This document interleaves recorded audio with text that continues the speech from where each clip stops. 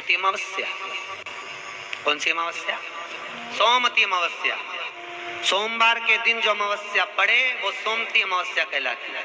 क्या करना पड़ता है उस दिन? पीपल के पेड़ की परिक्रमा करो या तुलसी की परिक्रमा करो या पूजन करो, पाठ करो, कुछ भी करो, पर सोमती के दिन दान करो, पुण्य करो, सत्कर्म करो, भजन करो। तो सोमती अमावस्या का विधान इतना शास्त्र क्यों कहता है कि सारी अमावस्याओं में प्रबल सोमती अमावस्या है? शनिचरी अमावस्या से भी बड़ी अमावस्या सोमती कहलाती है हमारा।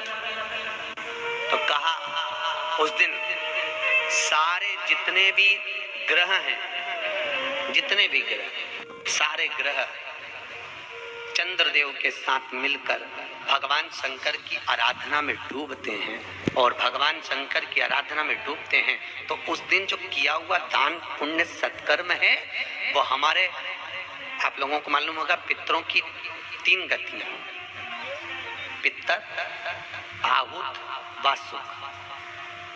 कितने? 3। गर्भ में जो चले गया आहुत है, कुमारी अवस्था में गया जिसकी शादी नहीं हुई, आहुत। पितर अधोगति में अचानक बहुत सारी तमन्ना थी, बहुत कुछ करना चाहता था और अचानक चले गया, मर गया, पितर गिनती में। वासुक जो एक्सीडेंट आदि, खांसी, सुसाइड, वासुक।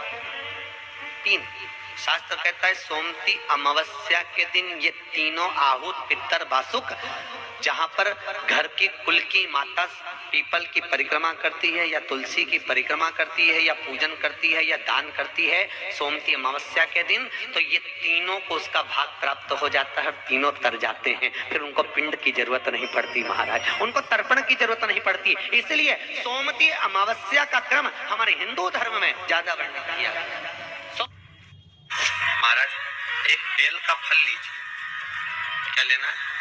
बेल का फल, बेलपत्री का जो फल होता है उसको ले लो, उसके अंदर का जो गुर्दा होता है, अंदर का जो भाग होता है उसको निकाल लीजिए और उस बेल के फल में आटा सेक कर उसमें शक्कर मिलाकर उसको के अंदर भर लीजिए। अमावस्या के दिन सुबह 10 बजे से पहले उस बेल फल में जिसमें तुमने पंजेरी भरी है, आटा सेक कर भरा है शक्कर के साथ में, उसको अपने घर में घुमाने के बाद में जिसको कालसर्प दोष बताया है, पितृदोष बताया है या वास्तु दोष का स्मरण बताया है, घर में सब दूर घुमाकर अपने परिवार का हाथ का स्पर्श कराकर पीपल के पेड़ के नीचे तक गड्ढा खोदकर उस बेल पत्र के उस फल को दान दीजिए। महाराज केवल एक अमावस्या करना रहता है, पितरों के दोष से मुक्ति मिलती है और हमारे घर के कार्य सफल होना प्रारंभ हो जाते हैं। कार्य की सफलता होती है, कार्य में सफलता प्राप्त होने लगती है। हम तो कई बार कहते हैं महाराज जी, अगर ऐसा लगे किसी औषधि को आप ले रहे हैं, मालूम पड़े कि औषधि आपको लग नहीं रही, शिव महापुराण की कथा करेंगे, मान लो औषधि आपको नहीं लग रही, आपने औषधि बहुत दिनों से ले रहे हो, कोई दवाई, मान लो आप किसी भी दवाई को ग्रहण कर रहे हैं और वो औषधि लगी नहीं रही है, वो शरीर को लगी नहीं पा रही और आप ठीक ही नहीं हो पा रहे, 15 दिन हो गए, 8 दिन हो गए, बताओ, उतना की उतना ही कैटरीना है, उतना ही उतना अपना भरा हुआ, वही की वही लीवर, वही की वही किडनी, वही की वही स्मरण, सभी कुछ वही वही, उतना की उतना ही ऊंचा नीचा चल रहा है पर लेवल में नहीं आ रहा, शुगर भी लेवल में नहीं आ रही, तो प्रयास करा करो महाराज, बेलपत्री के फल का जो गुर्दा है, अंदर का जो भाग है फल का, उसको पानी में गला लीजिए और प्रदोष की प्रदोष, कम से कम प्रदोष नहीं हो और बीमारी जरा दवाई लगी नहीं रही हो तो बिना प्रदोष के भी कर सकते हैं, उसको पानी में गलाइए, आधा घंटा पानी में, जैसे आपको सुबह मंदिर जाना है 10 बजे, तो सुबह स्नान कर कम से कम 6:30-7 बजे उसको पानी में गला दीजिए और उस बेले के फल का गुर्दा से गला हुआ पानी शिव जी को ले जाकर समर्पित कर दीजिए महाराज। उस पानी में से थोड़ा सा 1 चम्मच पानी शिव जी पे चढ़ा हुआ लेकर आ जाइए। उस पानी को जो बीमार व्यक्ति है उसको औषधि देने से पहले मात्र आधी चम्मच से भी आधा चम्मच उसको दे दीजिए। भगवान शंकर का श्री शिवाय नमस्तुभ्यम का जाप कर उस पानी को देने के बाद अगर आप औषधि देंगे तो ये पक्का है कि औषधि अपना कार्य करना प्रारंभ कर देगी और वो स्वस्थ होना प्रारंभ होगी। कि गाय जब अपने बछड़े को दूध पिलाए और बछड़े के मुख पर जो फेन आए, उस फेन को अमावस्या के दिन दोपहर में 12 बजे चम्मच में लेकर, जो बच्चा चिड़चिड़ करता हो या पढ़ाई में मन नहीं लगता हो या दिमाग थोड़ा सा कमजोर हो, डॉक्टर के इसका विवेक काम नहीं कर रहा, बुद्धि काम नहीं कर रही है, उस बच्चे को 2 या 3 अमावस्या गाय जब बछड़े को दूध पिलाए, बछड़े के मुंह पर जो फेन आता है वो फेन उस बच्चे को पिला दिया जाए तो बच्चा विद्वान होता है, उसका विवेक काम करना प्रबल हो जाता है। महाराज शिव महापुराण तो यहां तक कहती है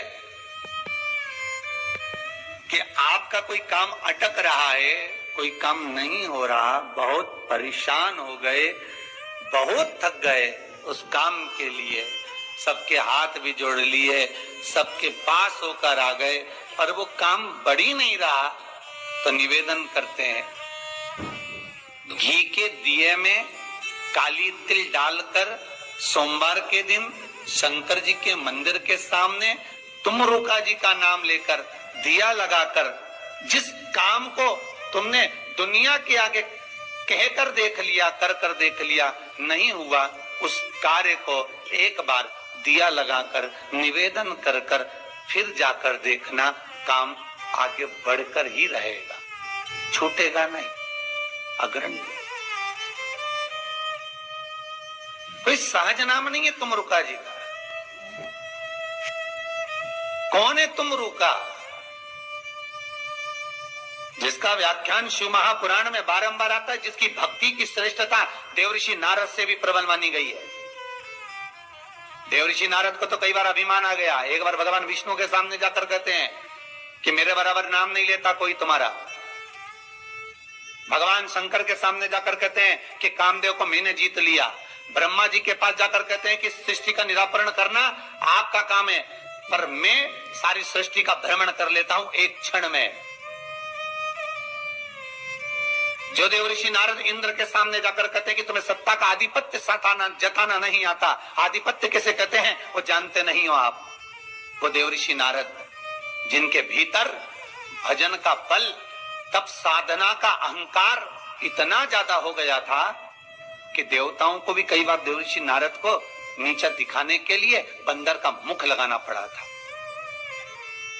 अहंकार को छोड़ने के।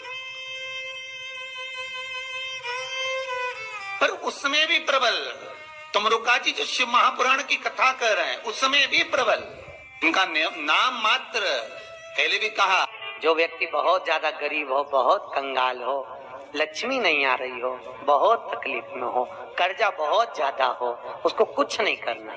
सोमवार की सोमवार शाम के समय बेलपत्री के पेड़ के नीचे थोड़ी सी शक्कर या गुड़ डालकर एक दिया रखकर घी की बत्ती लगाकर जलाकर आ जाओ, अपने आप कर्जा चूकना चालू हो जाता है।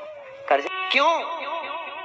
माता लक्ष्मी को भगवान शिव ने कहा था, लक्ष्मी तेरा विवाह मैं भगवान नारायण के साथ कर रहा हूँ, तो नारायण के चरणों में तो रहेगी, पर एक बात याद रख, माता पार्वती के नयन अश्रु से प्रकट हुए बेलपत्र के नीचे शाम के समय पर तेरा निवास होगा।